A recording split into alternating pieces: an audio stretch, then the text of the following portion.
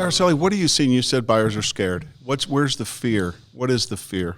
Well, obviously the interest rates are a huge thing. But I think a lot of them are just scared from what was happening last year. The sellers weren't negotiating anything. It was like, take it or leave it. And I think that they are thinking that it's just going to continue to go down and down and down, which it could. However, we're in Austin, Texas. This is a great market, even in its lull. Mm-hmm. So I think they're mostly scared of the interest rates. And they're hoping and anticipating, which is, we can't predict the future, but they're hoping that those interest rates are going to go back down to what it was. And that's probably never going to happen again. It was historically low and not something that was sustainable. Yeah, the party's over. Yeah. That. It was a big keg party and the keg's empty. Yeah, right? yeah. It's time to no go more home. keg stands. No more keg stands, right? No more keg stands. That would have been a great open house feature back in the keg stand at your open house. Yeah. Do you do many open houses? A lot of people that I talk to are really getting back to basics. They're getting back to a skill set that they learned when they first came up in the business.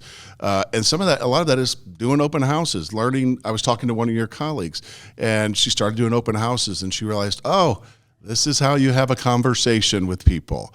Are you going back to basics? I am. I actually did my first open house in a couple months last week. Yeah. And I live in Easton Park, which is southeast neighborhood, and just really trying to hone in on my neighborhood and be more of an expert for our neighbors. Sure. So one thing, because I live in Easton Park, it's very easy for me to engage with people coming in because I feel strongly about our neighborhood. Yeah. And that comes across to people that are walking in. So yes, the answer is yes. I also hold open all of my listings. Personally, I think that it's great that I'm able to give the feedback to my sellers as opposed to just kind of, putting it on someone else. But definitely gotten back into those open houses.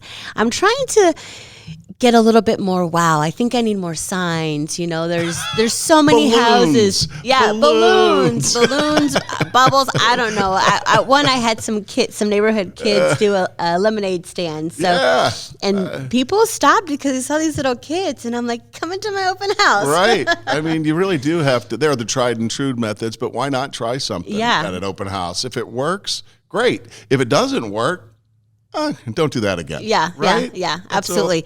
But I don't mind them, especially if there's people coming in and we're seeing the buyers come back out. Yeah. Maybe they're not pulling the trigger as fast as they used to because they don't have to. Right. So, but the traffic is out there, and just getting out there makes me feel like I'm working intentionally in my business instead of a year ago when it was just like things were just falling on your lap, and that's really kind of what it was. So, yeah.